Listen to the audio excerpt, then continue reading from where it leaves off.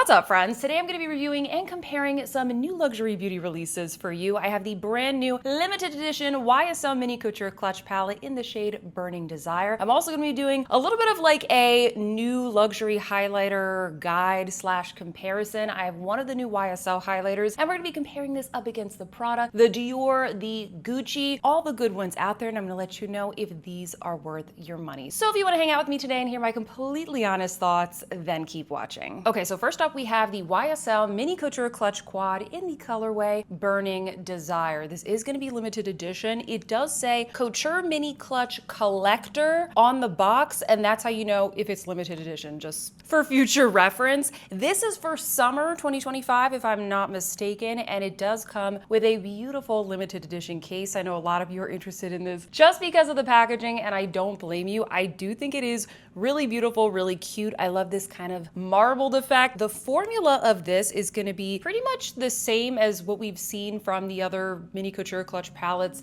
from YSL. I'm going to do a demo in a second, and I'm going to break down all the shades and kind of give you my review of each of the shades. But I'll show you the swatches right here just so you can get kind of a lay of the land. So we have a bright sparkly champagne. This is going to be more of like a topper shade. You can see there's not a lot of opacity to it, but a very nice fine sparkle. Then we have what I guess I would call like a cool dusty mauve. This is going to be lighter, good as like a transition shade, maybe even like a one and done. Then there is a beautiful shimmering rose gold. This is going to be, I don't know if you go as far as to say that it's a duochrome. It's basically like a corally rose with a gold shift. This is the shade that I was the most interested in when I saw the promo photos for this palette. And then finally we have a deeper rose that I'm going to use to kind of add a little bit more depth to the look. So those are the swatches, that is the packaging. Let's get this palette on my eyes and I'll give you guys my thoughts. I'm gonna start off with the dusty mauve, and I'm using a Refer number 15 Max, just like a fluffy crease brush. And I like to use this to start off the look. It's a really beautiful shade. And if you're new here, if you are new to YSL Beauty and this formula, this is a very smooth,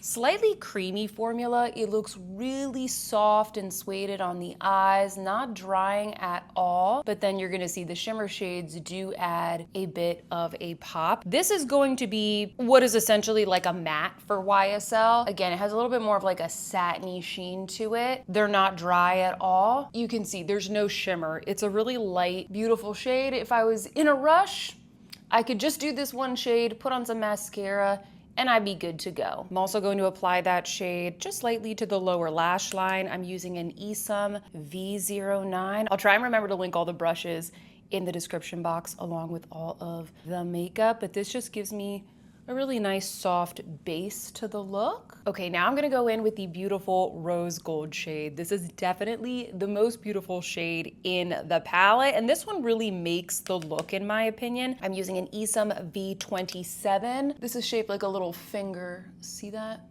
It's great for patting on any kind of shimmer. It has a beautiful shift to it. It is warm. Okay, it is gonna be kind of like a warmer shade, right? Because it's like a coral with a gold shift, but I think it looks so pretty, and I would love to see more shades like this from YSL. I like that they did this for the limited edition palette because it does make it seem maybe a little bit more special and unique from the other ones that I have, and I have almost every single colorway that they have in the line. I'll show you a couple of little side-by-sides after I do this demo. I don't think I've seen a shade like this in their other palettes. I think it's pretty. I think it's a very kind of summery sort of feel, but not too crazy for every day either. Going into the deepest shade in the palette with a BK Beauty N13. This is a smaller crease brush, and I like to use this to just build up a little bit of depth. I'm using a fluffier brush, so this is gonna look a little bit lighter if you wanted more of a lighter application, and then I'll kind of show you what it looks like when I build it up. This is the same formula as the first shade that I used, the Dusty Mauve, and as you can see, blends out really easily, like no complaints at all with this formula. You'll have to comment down below, do you feel like this leans very warm? To me, it just looks rose. I can't say that it looks particularly warm. It's kind of more neutral to me. It doesn't give me like salmon pink eye vibes, if that's what you're wondering. Now I'm gonna try and deepen up that shade. I have a Refer number 26, which is a denser pencil brush. Gives a lot more precision. I do like to tap off my brush with this. Like, it's not the most fallout, but I just find that I get a cleaner application, and I'm gonna just try and build up the color there. So you can get a decent amount of pigmentation from this, but it still has a really soft look to it. I kind of wanted to see if I could use that deeper shade as a liner. I actually haven't tested that before when I wore this palette previously. So I just have a little liner brush here. This is the EADEM T07. This is a really good liner brush. I'm just gonna mist it with a little mist and fix from Makeup Forever. And let's see if I can kind of deepen this up as a liner. I mean, I'm sure you can. The question is, how deep does it look? Okay, yes, that's very beautiful. So if you don't like this much rose, you definitely, you can definitely use this as a liner, but you just wouldn't want to put as much of that deeper shade in the outer corner like I did. So if you wanted to keep it a little bit lighter, you could do that. I just want to kind of show you the versatility of the shades, and then you could figure out what would work best for you. Oh, and by the way, if you happen to be enjoying this video, please don't forget to give me a big thumbs up. It really helps me out. And if you are new here, maybe consider subscribing to my channel. My name is Sophia, and I upload new videos just like this every single week, all about everyday beauty and accessible luxury style. I film all of my beauty videos in natural light with no filters, and we like to keep it real, chill, fun, and honest here on this channel. So if that sounds good to you, hit that subscribe button to join our fam. We seriously would love to have you. And as a quick reminder, I will have a shopping guide linked in the description box down below with where you can find all of these products. Whatever makeup is on my face, the brushes, everything is going to be linked down below or on the shopping button on the screen. I will mention these limited edition products from YSL. They do take a little bit of time to launch in the United States, so be patient. Depending on the time that you're watching this video, it might not have launched in the US. So check the shopping guide. It will be up to date. Follow me here on YouTube, follow me on Instagram, and I will let you guys know all of the updates on when these products launch. Ooh, okay, I feel like that's as even as it's going to get. I did clean up the wings a little bit off camera. I always use a little bit of concealer underneath to get it very crisp, especially when you're using a powder. Sometimes you don't always get the crispest line, so cleaning up is definitely key. It takes 2 seconds. I also highly recommend when going in with a shade like this, like a rose, I mean, I recommend this for any eyeshadow look, but especially for something that's more pinky, blend it out with a powder. I just have my Hourglass finishing powder here, and I like to go around the edges and just kind of diffuse all of that. See how much softer, like this looks really harsh right there. So just go in and blend around the edges, and it doesn't look like I have pink eye or raccoon eyes or whatever you would call it. Okay, so here's what it looks like with no sparkle. I also have no blush or lip product on my lips right now, so keep that in mind. But this is what it looks like before I add the sparkle. I love these tones. I think they're beautiful. I like the combination of the rosiness, the mauves, and then kind of the warmth and golden shift of that one shifty shade. But we are gonna add a little bit of sparkle, which is this shade right here. Like I said, it's more of a topper, but I thought I would show you what it looks like if you don't have this. It just adds a little bit of a champagne sheen, nothing too crazy. You can also put it here in the inner corner. It just sort of elevates the look, and this is a glittery shade. The shimmer shades in these palettes, they are glittery, but it's a very fine glitter. If you don't like glitter at all, don't recommend the YSL palettes whatsoever. But if you like a little bit of grown-up glitter, then these are a really good way to go. And here is the final look with the shimmer added. Comment down below. Let me know what you think. Do you feel like these shades are very repetitive? Do you think they're boring? Would you buy it just for the packaging? I would love to know all of your thoughts. I personally, you know, as somebody who has a lot of eyeshadow palettes, I don't feel like I need this, but to echo what it says on the packaging, it is a collector's item. I think this is something, if you really like the packaging, if this is a color story that you reach for, if you like rosy toned eyeshadow palettes, I think that this is neutral enough to wear every day. I think it's gorgeous.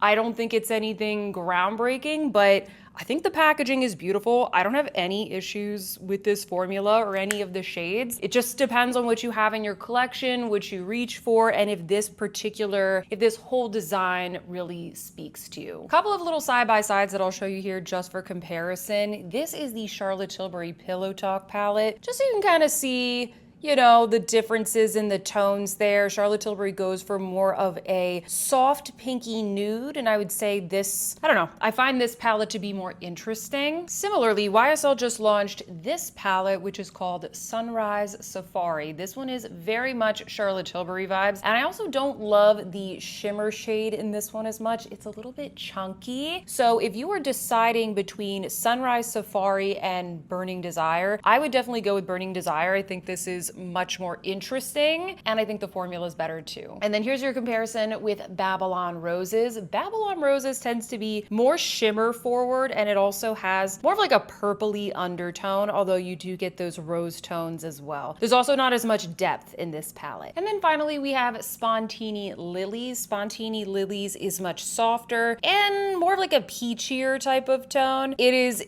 extremely subtle, like if you wanted something that doesn't have a lot of shimmer. I think that this is the least shimmery palette from YSL that I own, so I would check out this one. Okay, let's talk about some highlighters, starting off with these new ones from YSL. I picked up only one of the shades. I really wanted to check out the formula before I invested in more, and I got this in the shade Hypnotic Honey. It seemed like the one that my subscribers were most interested in. So I'll show you the swatch right here. It is a very beautiful, very light, fair champagne shade. Oh, and by the way, the packaging is super gorgeous. It looks just like the bronzers, except it has this really pretty like white iridescent finish. It is super gorgeous, feels very substantial, very luxurious. The formula of this, however, we're gonna put it on my cheeks and you can let me know what you think in the comments down below. It's a little bit more glittery than I want it to be. It feels extremely silky, and I don't know if this is coming across in the swatch. It's a bit glittery, guys, okay? It's a bit glittery. And I am gonna compare this to all the other new highlighters in just a second, but let's start off with this, since I have not talked about this yet on my channel. I'm going in with this little Hakuhodo brush.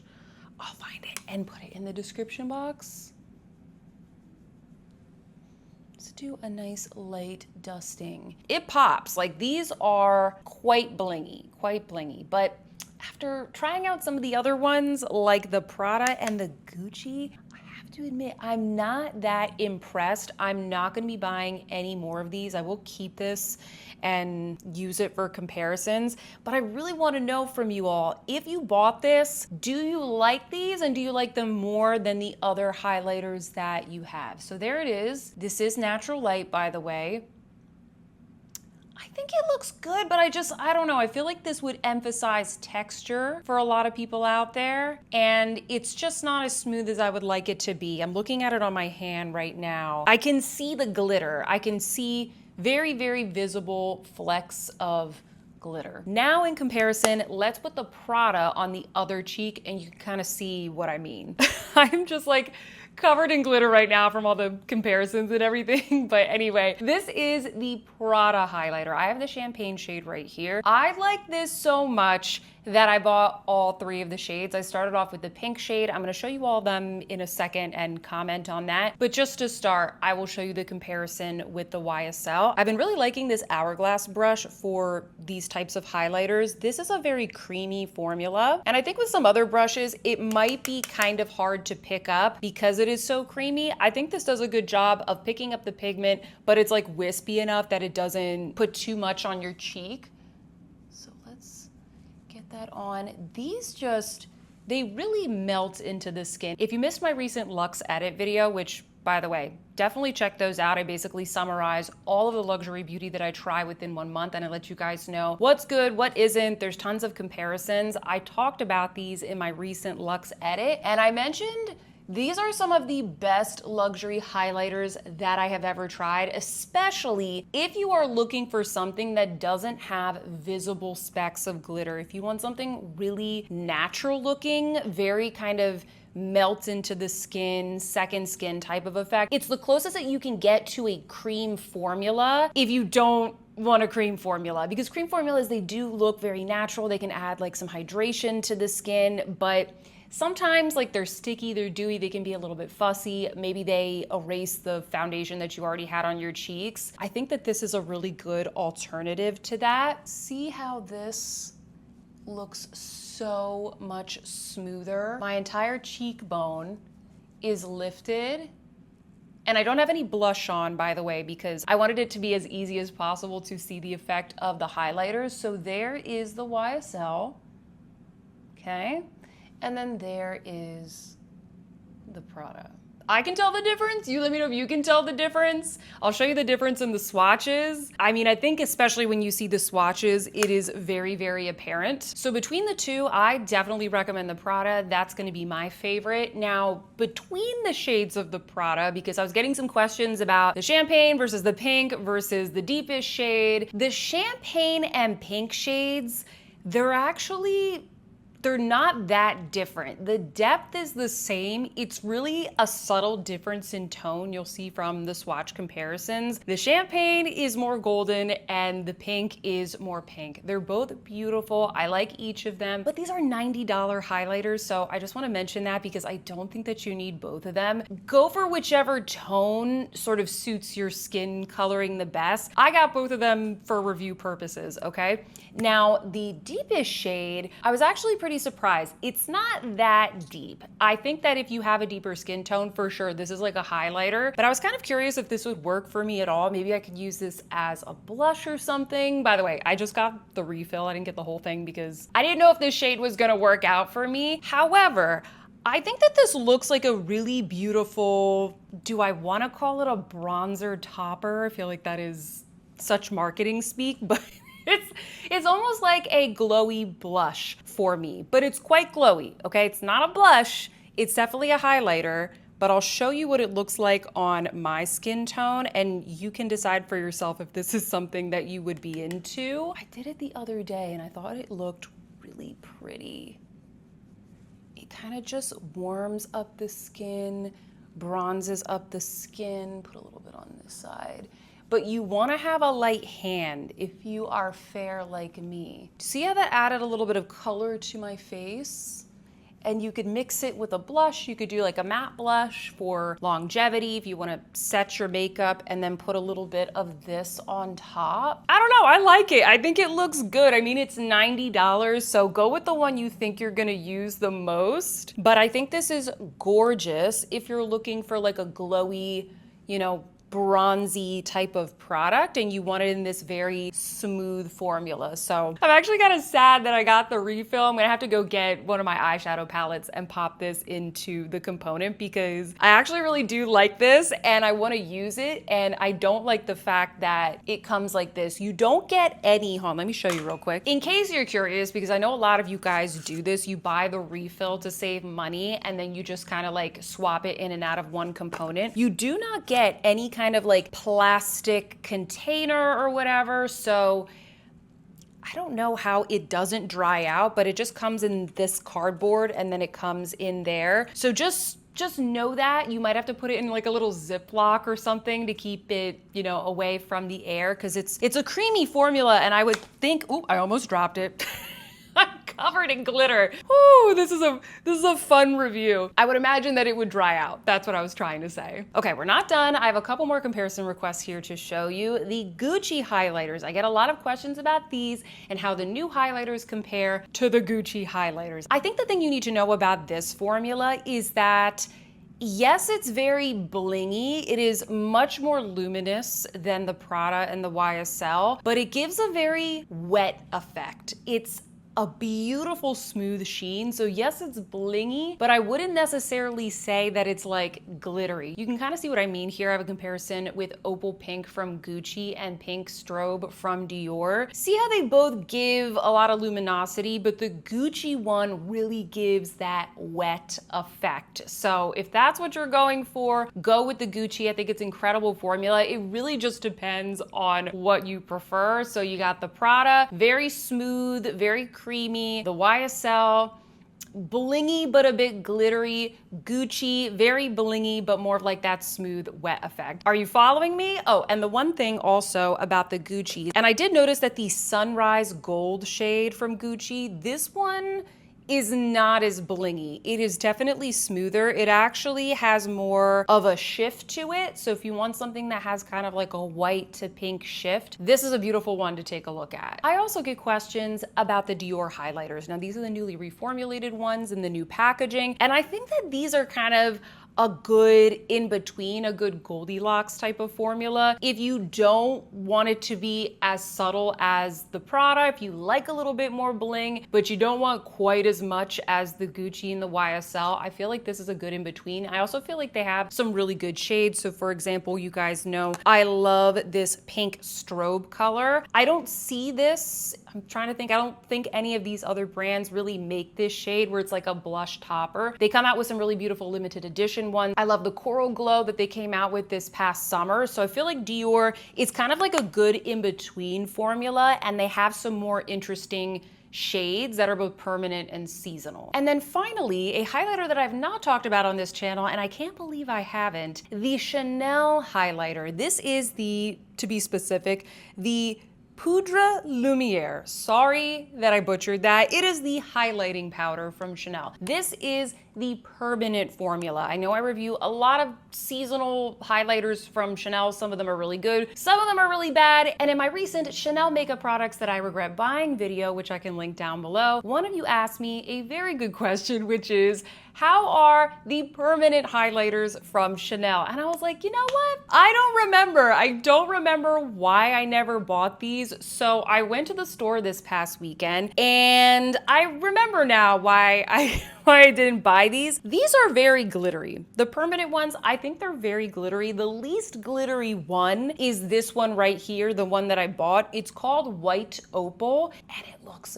very, very similar to the Gucci Sunrise Gold. However, that formula I think is better. It feels a lot smoother. It's not quite as glittery. It has more of like a silky feel to it. The color is very similar, and actually the shift is almost the same. It's a white pearly highlighter with a bit of a lavender and pink shift, but I think the Gucci one is better. I think the reason why nobody talks about these is because they're really not that good. No offense if anybody likes these, but I think that these are a skip. I would go with the Prada, I would go with the Gucci, I would go with the Dior. It really just depends on the finish that you prefer. And with that, the afternoon sun is coming in right now, and I guess that's my cue to finish up this look. I am gonna do a quick little lip for you guys. When I was at the store checking out the Chanel highlighters, I did pick up one of the new Lancome Juicy Tubes. I know guys, I couldn't resist. This shade is called Almond Drip, and I was very happy to find out that it has a delicious smell. It kind of smells like a caramel macchiato or something like that. It's a gourmand almond coffee sort of scent. It smells delicious. And this shade, oh my goodness. It is a beautiful, warm, sparkling bronze. I feel like a lot of people, they think it's really sticky, but I actually really like it. I find it to be very smooth, moisturizing, and it lasts really long. No matter how many times I like rub my lips together, it still stays extremely glossy. Come on, that is like the perfect summer gloss, and it smells so delish. I don't know if it goes with this eye look, but I just wanted to show it to you. I love this shade, and they have some other new ones that have just come out as well, so I'll link them all down below. Anyway, guys, I hope that you enjoyed this video. Comment down below, let me know which of these products are on your list, which of these highlighters did you like the best? What do you think of the Burning Desire limited edition palette? I would love to know all of your thoughts. If you like this video, please don't forget to give me a big thumbs up and subscribe, or better yet, go watch another video. Up next, I have the 5 best and 5 worst products from YSL Beauty. I'll see you there.